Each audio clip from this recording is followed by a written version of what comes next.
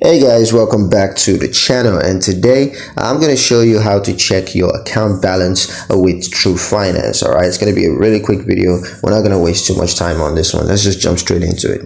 Now the first thing you're going to do, of course, is to log into your Twoguysfinance account.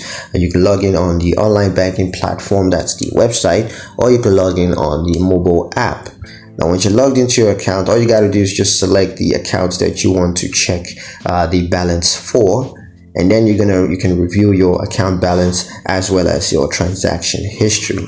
Now you could always use the online banking platform or the mobile app to transfer funds or pay bills, and that's going to affect your account balance, so you need to stay updated on that.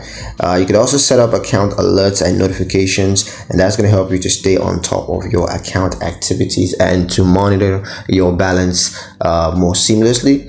And also you can review and update your account information as needed, and that might have also affect your account balance. And you can just log out of online banking platform or mobile app anytime that you want. But you could also just use the Twoguysfinance mobile app to check your account balance on the go.